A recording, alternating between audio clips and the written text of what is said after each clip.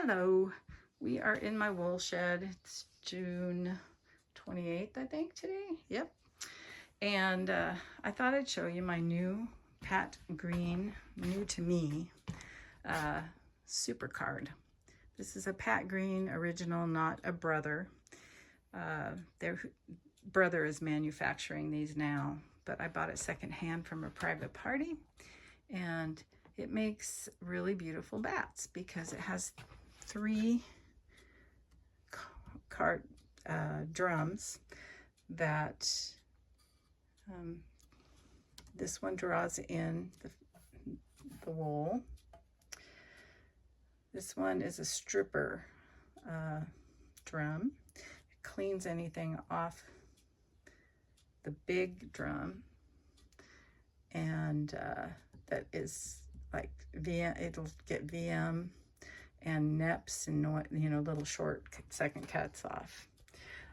Brother was kind enough to sell me the burnishing brush that goes with this, the lock, some fuses, the replacement fuses, and they carry the belts. And anyway, they sold me some accessories and a manual for the one they make now, which is very similar. And because I didn't get anything with buying it used, they didn't have any of that stuff.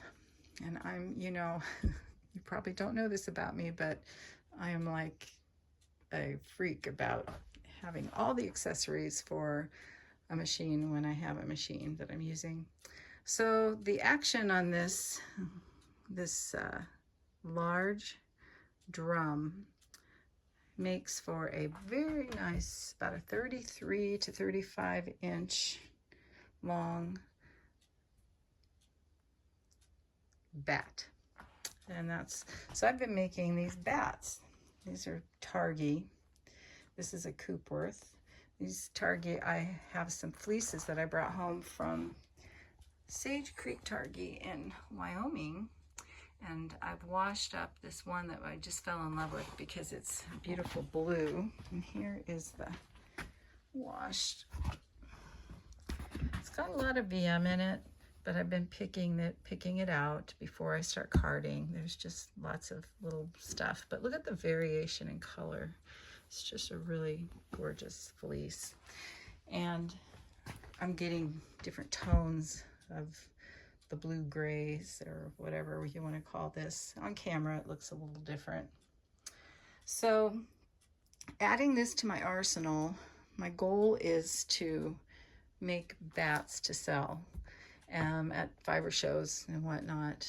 And I've been getting ideas for how to package them and present them and store them and things like that. In the past, I've sent all of my stuff off to a mill, and it's very expensive. But the worst thing, not the worst thing, but it's a great service, and I appreciate the mills a lot. But the problem is now the wait times. They are so busy. So many people are tapping into this hand spinning community that I've been a part of for, I don't know, 25 years. Or 23 years, something like that. So, which is great. It's always good to see people interested in sheep, which is my main focus here, but, and the wool, and have people that appreciate using natural fibers like wool. So, anyway, I'm gonna add this to my offerings. And the other thing I have here is I have a Majacraft. I think it's called an Engine is the model. It's got longer teeth and they're more coarse. They're not as tight as the Pat Green is an industrial cloth on the drum, so it will handle any kind of wool. This will handle any kind of wool too, but not the finer stuff. It'll make neps and stuff if you crank too hard, too fast.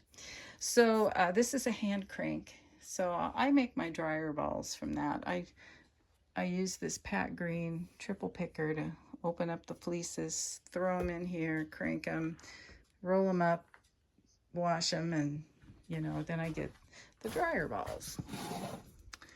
Like these natural color dryer balls.